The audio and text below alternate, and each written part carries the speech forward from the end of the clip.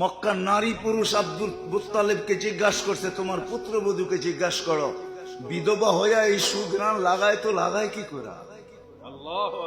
সে যেইখান দিয়া যায় ওইখান দিয়া সুঘ্রাণের তুফান চলতে থাকে।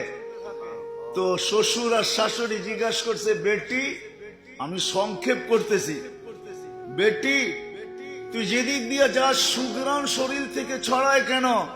তো বলছে, আব্বা শরীরে সুঘ্রাণ না, থুতুতেও সুঘ্রাণ। থুতু নিক্ষেপ করছেন, থুতুতেও সুঘ্রাণ। বলছে, আব্বা এটা মক্কার সুঘ্রাণ না, এটা পেটেরটা সুঘ্রাণ। পেটে আসতে দেরি, সুঘ্রাণ বাহির হইতে দেরি হয় নাই। বলছে, আব্বা আম্মা এখানে শেষ না, পেটে আসতে দেরি, ঘরের চতুর্দিকের দেওয়াল বালুর কণা আমাকে সালাম দিতে দেরি করে না। বালুর কণা দেওয়াল পর্যন্ত আমাকে সালাম দেয়, বাহিরে যাইতে দেরি, তরুলতা আমাকে সালাম দিতে দেরি করে না। পাহাড় গুলা ছুটা এসা যেন আমাকে সালাম দিতে চায়। রাত্রে বাহির হই তো চাঁদ নিচে নাইমা সালাম দেয়, তারকা রাজি আমাকে সালাম দেয়। হ্যাঁ হ্যাঁ, পেটে আসতে দেরি, জান্নাতের 3 মহিলা আমাকে মালা পড়াইতে দেরি করে নাই। কেননা ওই 3 মহিলা, যে 3 মহিলা রাসূলুল্লাহ সাল্লাল্লাহু আলাইহি ওয়াসাল্লামের জান্নাতের স্ত্রী হবে।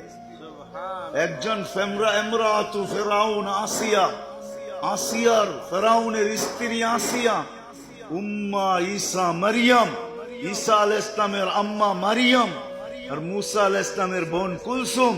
3 জন এসে আমাকে মালা পড়ায় গেছে, আমেনা আমাদের বাদশা তোর কোলে পেটে চলে আসছে। হ্যাঁ হ্যাঁ আব্বা, শুধু শরীরে ঘ্রাণ না। বলছে, আব্বা এখানেই শেষ না, কুয়ার পাশে আগে গেলে রশি দিয়া পানি তুলতে হইতো, এখন আর রশি ব্যবহার করতে হয় না। আমি কুয়ার পাশে যাইতে দেরি, পানি গুলা উছলায়া উপরে আসতে দেরি করে না। আসে আমাকে সালাম দেয়, তারপরে বলে, আমেনা কেন আসছি? দোজাহানের বাদশাকে নিয়ে কেন আসছি? হুকুম দিলে বাড়িতে যে ভোরা দিয়ে আসতাম। বলে, আমি যখন কুয়ার পাশে যেই মক্কার মেয়েরা ছুটে আসে আর বলে, বোন তুই আগে ভোরা নিস না, তুই আগে ভোরা নিয়ে গেলে পানি নিচে চলে যাবে, আমাদেরকে রশি দিয়া তুলতে হবে, তুই দাঁড়ায় থাকলে পানি উপরে থাকবে, আমরা আগে ভোরা নেই, আমরা তোরটা ভরেও দিব আবার বাড়িতে পৌঁছেও দিব। বলছে, আব্বা এখানে শেষ না, প্রতিদিন হাজারো কাহিনী আমার সাথে ঘটতে থাকে। শুধু আপনি ভাবেন শরীরে সুঘ্রাণ কোত্থেকে? এটা তো পেটেরটা সুঘ্রাণ। হায় হায় হায়, ওই মুহাম্মদুর রাসূলুল্লাহ দুনিয়াতে চিরদিন থাকতেন। উনি যখন থাকেন না, আমাদেরও থাকার সুযোগ এখানে নাই, চলে যেতে হবে। আজ হোক আর কাল, এটাই আল্লাহ মানুষকে সতর্ক করছেন যে মানুষ যা করো আর না করো, মাথার থেকে এই জিনিসটা কখনো ভুলায়া দিও না, মাথার থেকে বাহির করো না। চোখ, ইন্নাকা গায়রা মুখাল্লাদ, তুমি চিরঞ্জীব না। ইবনে আদম লা তাফরাহ বিদুনিয়াকা ফাইন্নাকা গায়রা মুখাল্লাদ, তুমি চিরঞ্জীব না, যেই কোনো মুহূর্তে তুমি চলে যাবে। আবার মাধবদীর যুবকদেরকে আল্লাহ বলে, যুবক, হায় হায় নদীর তরঙ্গ আর কি, তোমার যৌবনের তরঙ্গ এর চেয়েও বেশি। তরঙ্গ যেন তোমাকে ভাসায় না নেয়, তোমার ব্রেন থেকে যেন এটা হারায় না যায়, তুমি যেন ভুলা না যাও। কাম মিন শাব সাবাকাকা ইলাল মাউত, কত যুবককে তো আমরা যৌবন সহ কবরের কোলে শোয়াই।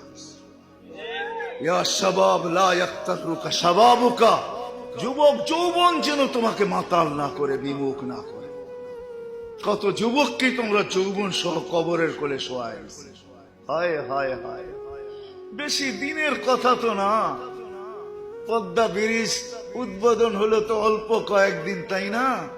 হ্যাঁ, ওই ছেলের দিলের ভিতরে কতই না আশা ছিল যে আমি ভিডিও করতে করতে পদ্মা সেতু পার হইতেছি, ওই পারে যাব আর বাহির হয়ে যায় ছেড়া দিয়া সবাইকে তাক লাগায় দিব। কিন্তু তার ভিডিও আসে না মিডিয়ায়, তার মৃত্যুর খবর চলে আসে। সে তো আশা নিয়ে ভিডিও করতে করতে যেতেছিল, ঠিক না? প্রথম অ্যাক্সিডেন্ট যেটা মোটর সাইকেলের, তার দিলের ভিতরে কতই না আশা ছিল যে সে দুনিয়াকে তাক লাগাবে, বন্ধুদেরকে তাক লাগায় দিবে। দেখো, উদ্বোধনের পরে আমার মতো কেউ করতে পারে নাই। আমি একজন প্রথম, লক্ষ লক্ষ ভিউজ চলে আসছে আমার একদিনের ভিতরে। আমি পুরাটা ভিডিও করে তোদেরকে দেখায় দিলাম, কিন্তু আশা ধুলিস্যাৎ সবকিছু সহ কবরের কোলে শুয়ে আছে।